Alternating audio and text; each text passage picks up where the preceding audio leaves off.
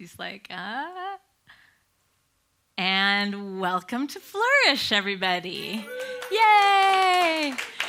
For those of you watching on the live stream, I hope you've been waiting with great anticipation, and we're going to fill your brain and your heart and your spirit with all kinds of good stuff, and it'll be totally worth it.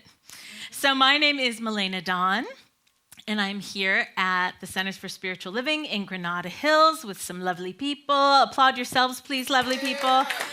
Nicely done. Even from the back, I like it.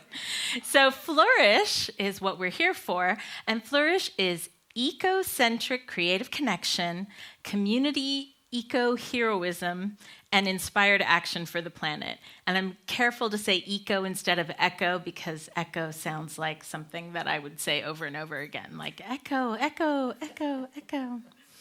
So one of the ways that we embark on this journey of all of these wonderful words is to say this simple vow together. So let's say it together. Ready? I promise to be the best lover and defender of the earth that I can be. So that's pretty simple. That's a vow from the Order of the Sacred Earth, and it lets us start right where we are and do the best we can moving forward. And then we're also an IONS community group.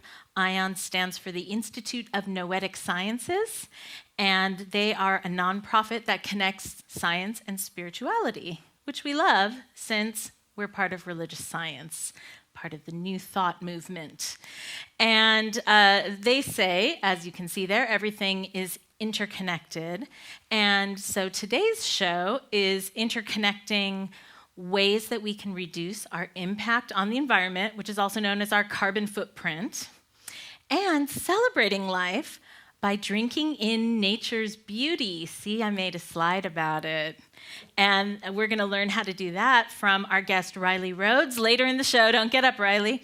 And he's joining us from Malibu Wine and Nature Tours. So before we get to the celebrating part, let's review all we've learned in our previous Flrysh episodes and ways that we can become, well, you can also say, okay, you can reduce your carbon footprint, you can become carbon neutral, or you can be zero waste.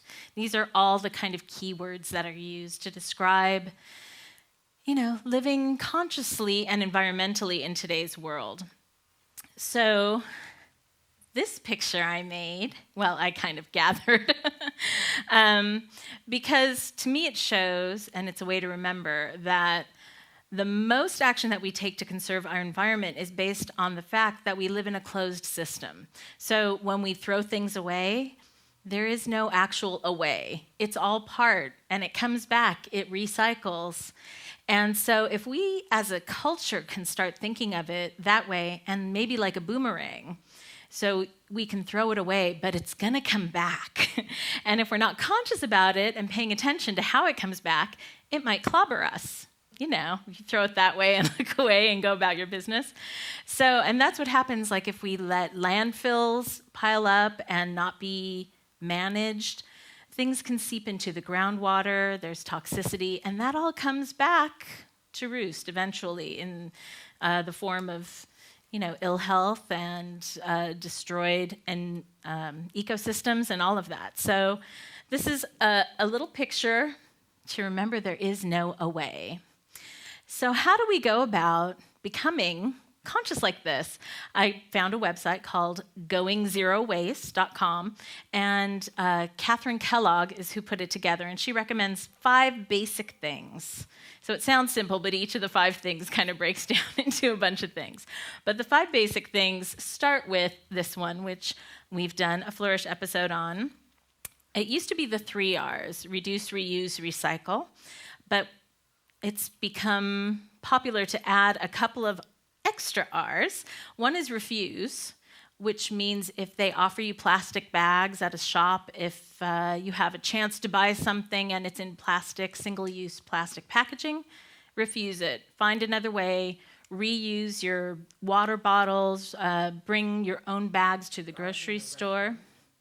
Straws in a restaurant, if they give you a plastic straw, you can refuse it. If they offer you a paper straw, then you can applaud them. So this works with food, but also clothing, because the fashion industry tends to put toxins into the water, and there's a lot of issues with that. So unless you're being conscious and choosing ecological or organic clothing, you need to remember that you might as well reuse or recycle your clothing or buy it from someplace that is secondhand. It also works with furniture. So I mentioned in our recycling and upcycling episode a place called Rebound in Woodland Hills that has furniture that would have been thrown away that they fix up and they sell. It's practically new and it only had small damage. Or she'll find some wonderful thing, Jeannie from Rebound, and fix it up and put it out and make it available. The number 2 thing, I don't know if I put my slides in the same order. No, I didn't on my little notes. So the second thing is to eat seasonally and locally. So what that means is if we eat what's fresh in the season, then it's not been refrigerated and stored somewhere, maybe in a not quite right state. When Erin Riley was on our show from Hope Gardens, she told us that green bell peppers are actually unripe bell peppers, that if left to ripen, they become red or orange or yellow. Green just became popular because they could keep it green by refrigerating it before it was fully ripe. So when we eat seasonally, we're eating in nature's cycles. And when we eat locally, we're also making sure that it doesn't have to be transported across the country. So that saves on fossil fuel being put into the atmosphere and keeps us all supporting our local businesses as well and farmers. Conserve and protect water. So using water consciously in California, we're pretty good at that, I think, turning off the tap when we're brushing our teeth or, having, what do you call the gardens that we have where you don't have to water them so much because they're local, like cacti and succulents and things like that. That's drought resistant. Thank you. Exactly. So that's one way. Another way is like we've done with our first episode where we joined in with the LA River cleanup to protect our waterways, because that affects not just us drinking water, but all the animals and all the plants and all the farmland and everything around us. And there, the keep the water table free of toxins goes back to the landfill thing. Here's another way we can protect our waterways. This is the Donald C. Tillman Reclamation Center, which is off of Woodley. And we have a field trip. Reverend Mike was really excited when we had a guest here who talked about being able to go into the center. And so I found a group who's leading a tour. So that's March 7th. The tour is from a group called Atlas Obscura, and they find little odd, funky things in cities all over the world and guide tours on them. And so they're calling this tour Sci-Fi Sewage Sanctuary because that building there has been used in a lot of sci-fi movies, Star Trek, one of the new Star Trek movies being one of them. But it filters into a Japanese garden, which I think is the sanctuary part. And it's all part of, we have machines that clean water, but there are natural water filtration systems through roots of trees and different plants. So that's what we can learn about there. And so I have a sign-up sheet. If you want to sign up, give me your email. I'll keep you posted about that. That's right. It's in the front row. Another way is to drive less. So go ahead and quit your jobs and just stay home. That's one way to do it. It might not help other things, though. You can carpool with friends, obviously. We have carpool lanes on the freeway, so this is something that's been encouraged for some time.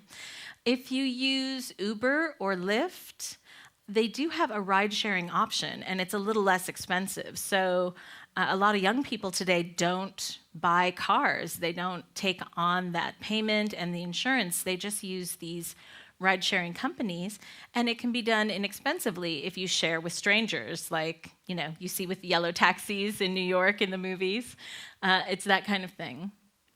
working from home. Some companies are letting people work remotely, at least part-time from home, and so that reduces your commute.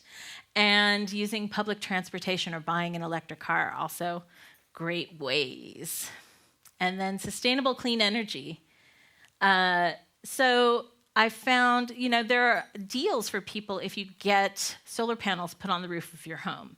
It's an expensive option that pays off in the long run, but not everybody can do that. But if you're interested, EnergySage.com has a listing of local solar companies. So when I went there, I found ones in Chatsworth, ones in Canoga Park, ones in Van Nuys, all in the local area. Wind energy and geothermal, there are companies that are listed under carbon offsets there, where you can pay a small amount each month and invest in a wind farm. So that just supports the availability of clean, sustainable energy. And if you're buying new appliances, look for the Energy Star logo, because they have been built to conserve energy and to be able to turn them off. Also remember about energy vampires. It's when you leave things plugged in and they draw a little bit of energy all the time, like to keep a clock going or a little light on or something. If you don't need it and you unplug all the things that you don't really need, it saves electricity. Energy vampires is also a spiritual thing. If you've ever been with somebody who you just feel drained after hanging out with them, it's the same concept. It's all energy, right? So another way is to find a company that's doing the things that you already do, but that they invest in sustainable energy or one of these programs. So I found a place called Green Geeks, and I was really excited. I just found them because I build websites a lot. So they offset the energy that is used to keep servers cool 300% by investing in wind energy and planting trees and all of these cool projects. So if you know somebody who wants a new website, let me know. I'll do it through Green Geeks for them, and we'll make the internet a healthier and more ecologically friendly place. And this is a website that you can use to find out what your footprint is. It measures it. So it's footprintcalculator.com, and it takes you through a series of questions, and you can adjust these cute little sliders, and there's cartoons. So as you're going through, like as I went through it, it made me very aware of what I'm doing pretty well at, and where I could use some improvement. And then at the end, it gives you a date that if everybody in the world lived the way I live, I would use up 1.6 Earths by July 15th. So it gives you a date. And then gives you a goal to try to reduce your usage by that date. So it's called Move the Date. It has a hashtag, Move the Date. And it gives you ways to do that. So I've listed Flrysh as one of the ways people can learn about how to change their footprint. Okay. So another way is to take in sunlight and water and air and plant life. One of the slides, I think I missed one, maybe not, about eating plants and going to farmers markets. Yeah, you did that one. I did it. So here's another way, to go to local wineries and drink local wine, because Galileo Galilei said, wine is sunlight held together by water. And I also found a quote that says, save water, drink wine. So to tell us more about that, from MalibuWineandNature.com. I don't know why that fell down, but it'll be on the website. Riley Rhodes, come on up and tell us more. Oh, you're welcome. Okay, now lock yourself into the roller coaster ride with the microphone. There you go. So of all the ways you can go green, I think I do have one of the most fun ways. Can you guys hear him? A little closer. Okay. All right, here we go. All right, can you hear me? Yeah. All right.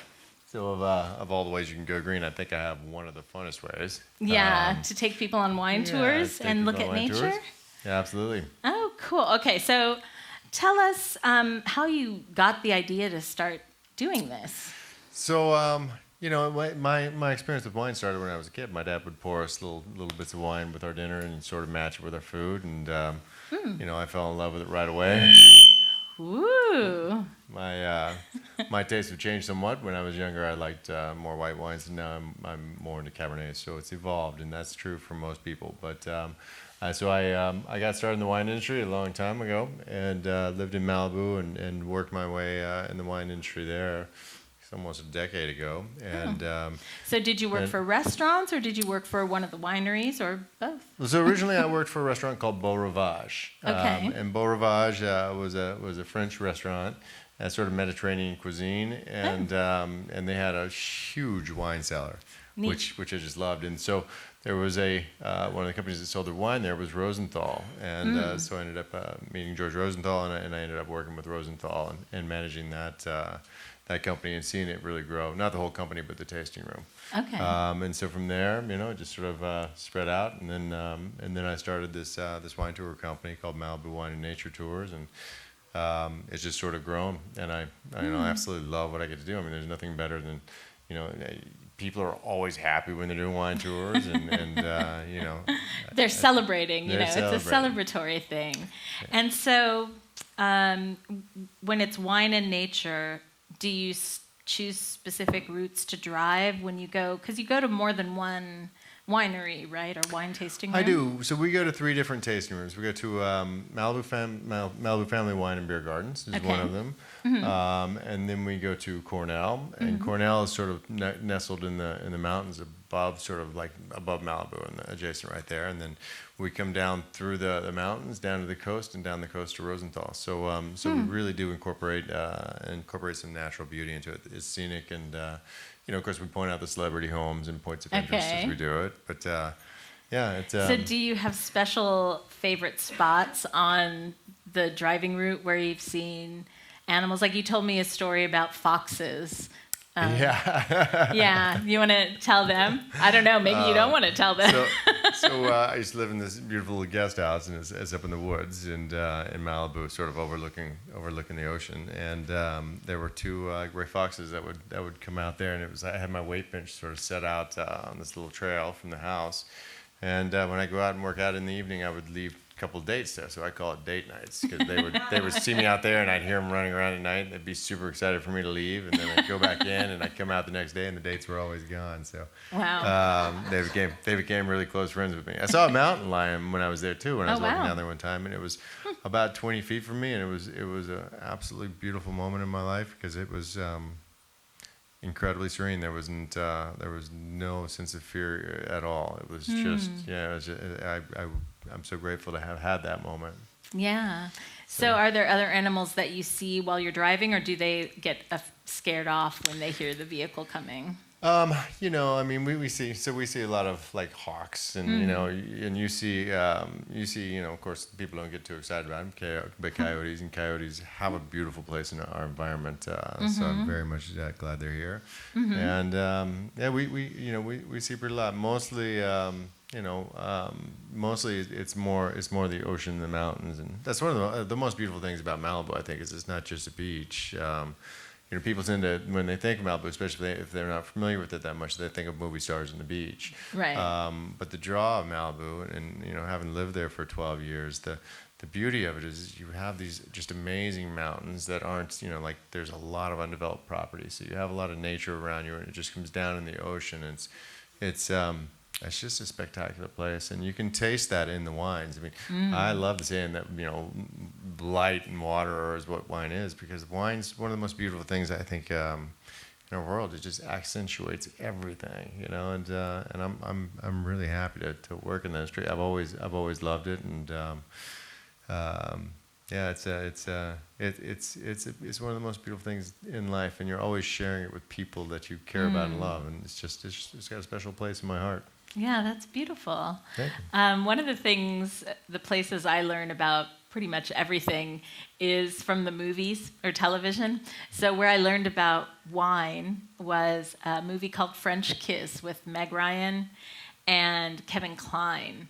And he's French, and he's teaching her, I think she's playing a Canadian in that, to taste the different elements that make up the wine. So she can taste some cinnamon, and he makes a little box with all the natural elements that are in the soil from the surrounding area, and then has her sniff them and then taste the wine and see if she can taste it in there.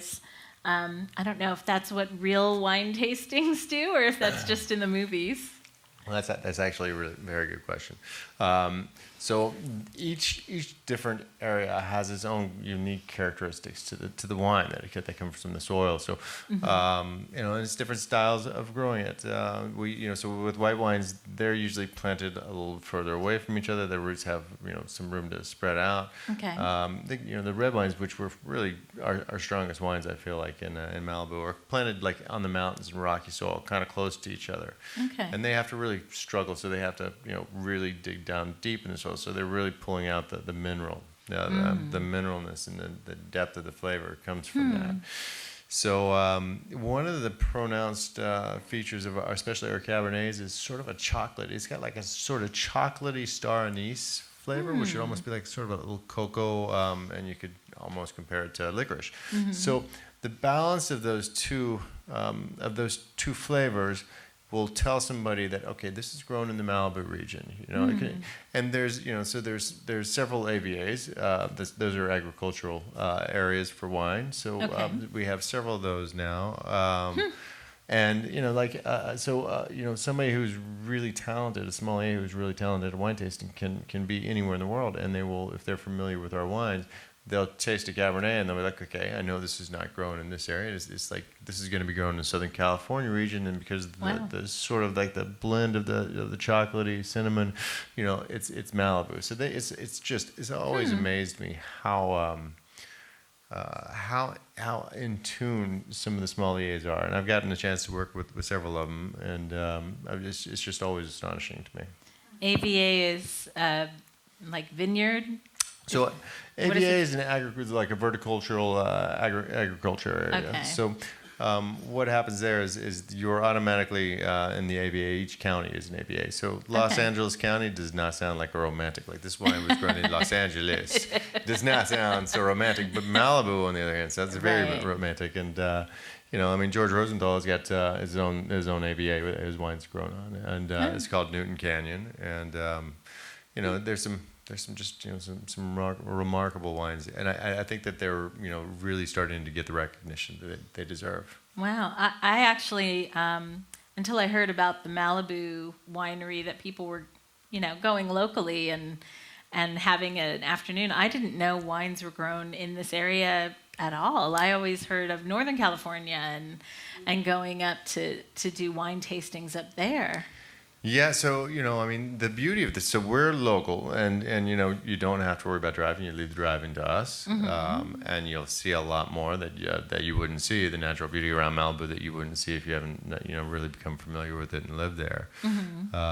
And you taste some remarkable wines. We do. We taste wines at 3 different places, and you also have lunch, and then it's a full day. It's a full 6 hour. It's a full 6 hour tour. Okay. And and it's you're going with other people, so you meet other fun people, and it's environmental, and that you don't have a bunch of people driving, which you don't really want a bunch of people to go driving to and from tasting rooms in general. Right. It's kind of, yeah. It's kind of a no-brainer. That's just so smart. Yes, it's just leave the driving to us, or leave the driving to somebody who is not drinking if you are enjoying the local offerings. Yeah. So what would be the taste difference between Southern California wine and Northern California wine? Is there like a general thing that you can say? So it's that's a complicated question because each kind of wine, like so Chardonnay is entirely different, of course, than the Cabernet. But I do I do think that regardless of the tasting area, that just from my experience in the wine industry and having been to blending sessions and met a lot of the growers and the winemakers. Certainly true with Christian Roganoff, who's the winemaker for Rosenthal, and he's exceptional. I mean, he's just amazing. When you ask them which ones they are most proud of their creations, it's almost always their blends. They're like they're sort of Bordeaux style blends. We call it Meritage here. But that gives them, so they have to use certain ingredients, but they're like, Cabernet, Cab Franc, the Petit Verdot, which is kind of a rare wine, but it grows fantastic here. So, so it's like, they can bind those wines in any percentage they want to, but they're sort of limited in what they can do as far as, the selections of wine. But so it comes out with a pretty consistent flavor. And Bordeaux's are my favorite because it offers the winemaker so much freedom to really choose what's going to set his wine apart from all the others. So when winemakers sit down and they drink with other winemakers, it's like, "This my Bordeaux." Do they have to speak with a French accent when they talk to each other? I just sort of I sort of do that myself. I was talking to Riley about putting a tour together for us, and I think we should speak with French accents the whole day. I think it's a very good idea. I'd say our wine grown region is the closest to the Rhone region in France, so you'd be very appropriately, pronunciated if you were speaking French. Very good. So we'll have to study up or just make up some French words and just go with it. That's what I do. I prefer the latter. It's a lot easier learning curve to just make it up. Well, it sounds like there's a big learning curve, actually. I heard you using words I've never heard before, and, I felt like I had studied a little bit about wine and knew stuff, and now I know I don't know much. I honestly think that's one of the beauties of wine is that you're never unchallenged. I mean, there's always more to learn. I mean, and there's so many different avenues to travel down. It depends on what you fall in love with, what you learn. But it's just an immense field, and you're always learning. It's always evolving. Always. Can you tell us, I'm always interested in the history of things and how these sort of art forms get developed. One of the quotes I found actually about wine was that, like you were saying about I think it was a Cabernet, a local one, that the roots are it's in rocky soil and they are close together, and it sounded a little bit more of a challenging grow. Yes, you want your grapes to struggle. You want the vines to struggle because that's where their character comes from. Right, the wine. Exactly. It's almost like us as people. It's like when our struggle is what defines our character. With wines, it's much the same way. It's like the more wine struggles to a certain point, the more character it starts to demonstrate. You don't want lazy wines. No, you want some beautiful complexity in your life and in your wine, and the complexity is what really kind of makes a wine really interesting. So you kind of brought up something too that I'd like to point out, and I think which kind of makes Malibu really special is that it's not a huge growing region. When you drive around Malibu, what you see are like small, smaller grow operations. They're like a couple of acres, or and they're pretty much all private. It's just for a lot of reasons. But you see they're all different angles. They're all different altitudes. It's a challenging thing. So it is very much an art form. We call these boutique style. It's like a boutique style wine. So one of the big differences with a boutique style wine and some of the bigger growers is the bigger growers, that they have a huge operation, and basically from year to year they're going to hold back about 20% of their wine to blend into the future years, and so they have a more consistent flavor. So if you fall in love with this wine and you get it next year, it's not going to be totally different usually. In other words, but the smaller boutique style, everything that they're growing, in each year it goes into the wines, so they can have.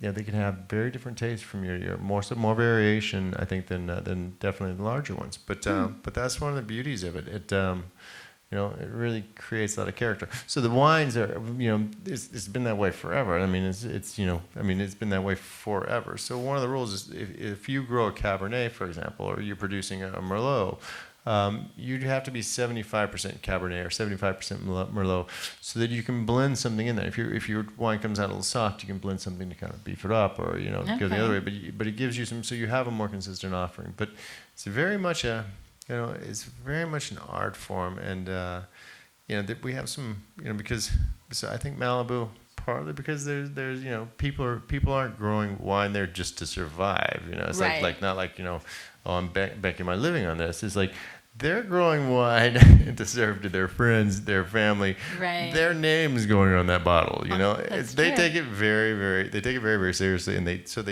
do an extraordinarily good job. So if you were to get some bottles of wine that somebody grew on a 2-acre property from somewhere else, it's like it might be good, it might not. But if those 2 acres or those several acre grows in Malibu, man, they produce some astonishing wine for a small thing, and they're very proud of it, and rightly so. I mean, a lot of it you can only get at restaurants and sometimes at tasting rooms, and it's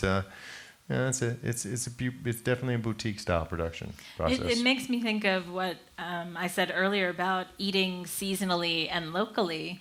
That when you eat seasonally, the ripeness of whatever fruit or vegetable you're eating might be a little different. There are all kinds of artisanal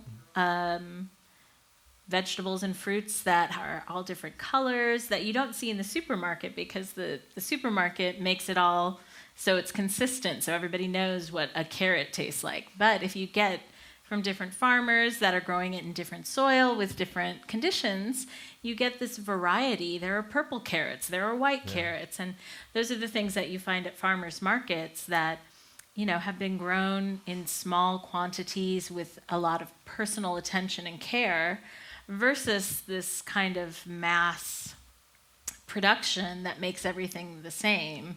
So when we give ourselves the opportunity to enjoy these little nuances of flavor and color, we're really making our lives richer.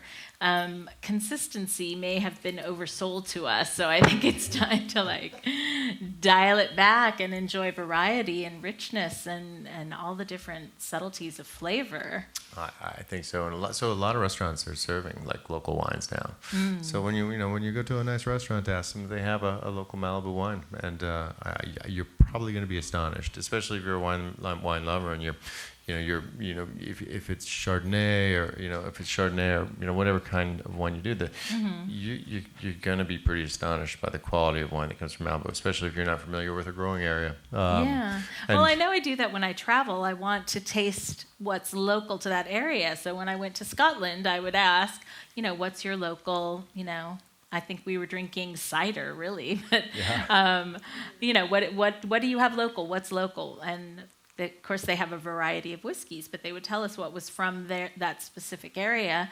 So why don't we do it where we live? I mean, maybe some people do. I didn't know we could. That's a good question. So wine here, it's interesting the way different cultures handle things. So for example, if you go to a nice restaurant here and you order their house wine, they're just going to give you the least expensive wine that they got. That's what a house wine is. But when you are in France and you go to a nice bistro and you say, I would love your house wine, they're going to give you a wine that's grown in that local area, and it's going to be really good. It's not going to disappoint you at all. So house wines have different things, but different communities that they're really proud of their wines there, and I think that Malibu in general has really kind of stepped up. They've taken that style, and because I think they have a multicultural presence there, so they've really taken that style. So a lot of the local businesses and local restaurants in Malibu are featuring Malibu wines, not as their house wines, definitely, because they're not what we would Americans we consider the house wine, but boy, they're they are really stepping it up, and I think rightly so. But it's such a part of the community. It's got such a feel to it. It's nice to see that actually happening, and one thing that I do love about Rosenthal not Rosenthal, but Malibu is that it doesn't feel like Los Angeles. You feel like you're not in Los Angeles, and I get that a lot from people on my tours. It's just we can't believe this is actually Los Angeles, because you're driving through mountains and over ocean, and it's just a different feeling. It's a different feeling there. So when I have friends visit from overseas or from out of town, I always take them on a drive, usually through Topanga Canyon over to the ocean, to show them that Los Angeles isn't just a city. It's not just Hollywood. We've got all this natural beauty. We're so fortunate here, and we have such good weather. We get to enjoy a lot of it. And that's also why the film industry started here. I mean, they moved from the East Coast or Chicago early on, but they have the mountains and the ocean and, the desert. Yeah, all the different landscapes. So they can tell any kind of story pretty much all year long.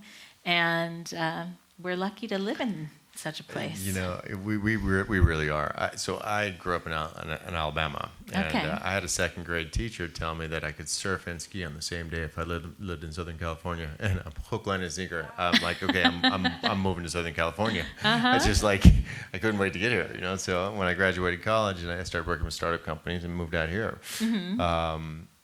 You know, and I think that one of the... Have you ever done it? Surfed and skied on the same day? Yeah. Not lately, though. When I was younger. Yeah. When I was younger, definitely. Yeah, I remember there was a surf and ski classic that they would have at least annually. The radio station I interned at was always promoting it because you could, so... They did. Yeah, it's you know it's a fun experience, but you know it's not. It's a lot of driving it's in a lot the middle. Of work. It really does take it out. My legs were jello even when my legs were just like really couldn't stand up almost. And but yeah, it you know we have so many different you know environmental options for what you want to be in that desert. It's like it's just right there within a 2-hour ride, and it's like restaurants. If you want to go to a restaurant, it's like what kind of French restaurant or what kind of Mexican food do you want? It's like there's all different options, and one of the things that's kind of surprising is that wine is the same way. We grow. It's rare to kind of grow certain wines together that all grow so well. But because we have, like, when you look at Malibu, you have on one side you get the valley where it's and say one day it could be 105 degrees here, and then you go on top of the mountains. You got this rocky soil, totally different condition, and it's hot there. And you go down the other side, and suddenly it's 65 degrees on the beach. So you have all these different like microcosmal environments. Yeah. And different little situations there, like they can grow remarkable wines that wouldn't usually grow very close together. So it's astonishing that you get amazing Viogniers. I don't know if y'all are familiar with Viogniers, but Viognier is a super floral white wine, and they use some amazing Viogniers, amazing Chardonnays, and on the same spectrum, your Cabernets and your Merlots and Cab Francs are outrageous. So it's kind of rare to have like a small area like that be able to produce such quality in so many different varietals. Are there non-alcoholic wines that are produced that are available at these wine tastings? If anybody wanted to go and kind of experience the day, are there ciders or anything available? Well, I'm just wondering. So it's good. There's not really non-alcoholic wine Grape available. Juice, yeah. But fancy grape juice. If you tell me in advance, I'll grab some grape juice for sure. Okay. We do have non-alcoholic options that we bring beverages for people along with us too. So and so Malibu Family Wines has got they have beer options now too. So they have a lot of different craft beers and some ciders as well. So, but certainly that's not all of them. That most of them are just specializing in wine. That makes sense. Yeah, because we don't because we're not really producing producing the other things here. But an interesting note on an environmental note, the wine industry, like producing wine requires much less water than producing beer and a lot of other drinks. So it's much more environmental. So you really are saving water when you drink wine. Yeah, so drink wine and do the environment a favor. Organic wine, are these wines organic, or what determines that? So there definitely are some organic wines, but there's still some challenges with organic wines as far as how well they hold over age. Not everybody is gung ho. That might change in the future. There might be more technology, but there definitely are organic wines. But a lot of a lot of really good growers aren't going to that. Because that's determined by the pesticides they use, or what is the determination? Because it seems like it's all grapes that grow, so it all seems like it's natural, organic in a general sense. But so like I say, that gets complicated. There are a lot of there are organic wines for sure, but the reason that some growers don't want to go organic completely is because when you're aging bottles for a long time, so if you if you have a Cabernet and it's a 10-year-old Cabernet, it's changed, it's evolved, but organic wines don't hold up to age a lot of times quite as well. So there's some back and forth against that, and I think that's going to probably change in the future. I would like to see more and more go organic because obviously I think organic is definitely the best. Yeah, as far as farming and for the environment and removing toxic chemicals from the soil, all of that, it's important.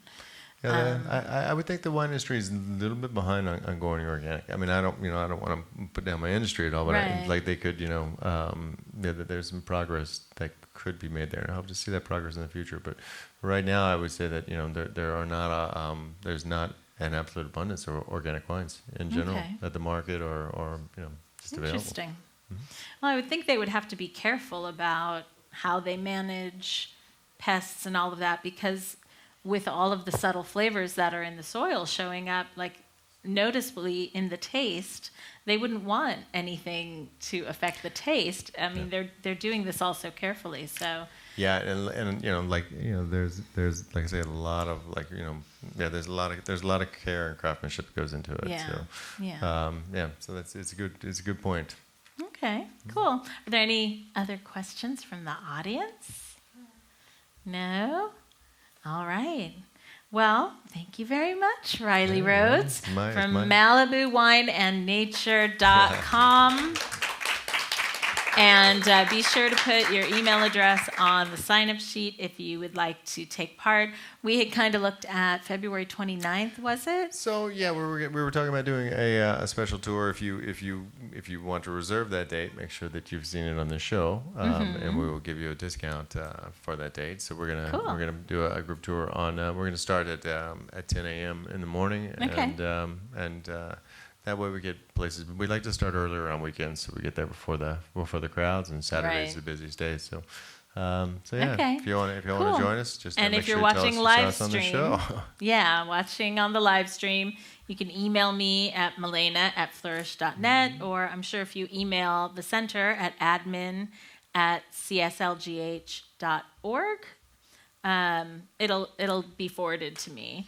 So, and that sheet that's going around is for both field trips, the March 7th Sci-Fi Sanctuary, and for the Wine and Nature Tour as well. Yeah, so thank you, Riley. My pleasure. Yeah, give him some love. Yep.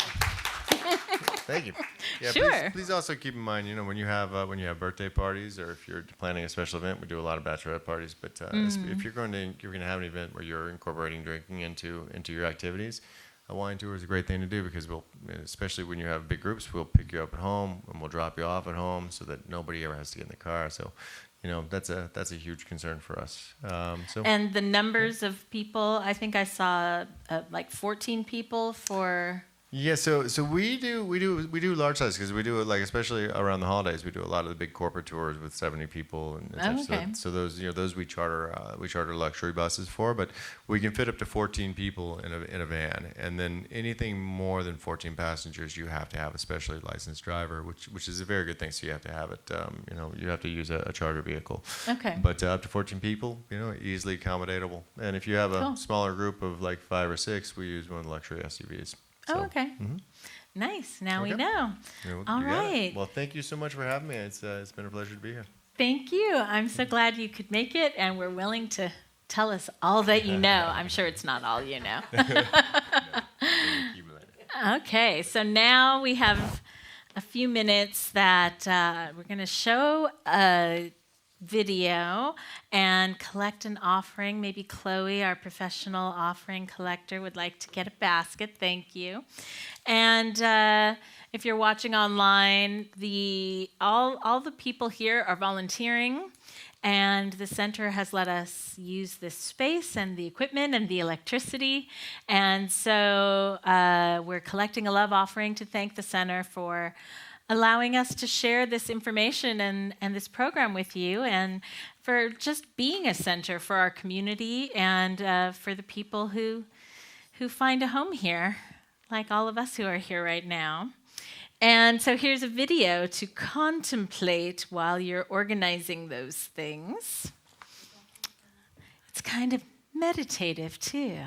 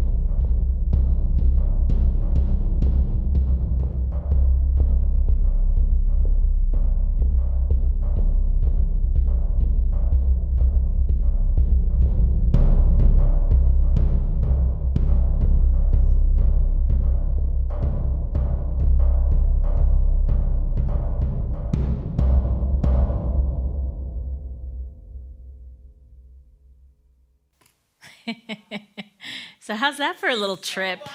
If you write anything on your computer. So, I mean, you could see there when you got way, way out in space, it was like, it looked kind of like an eyeball, right?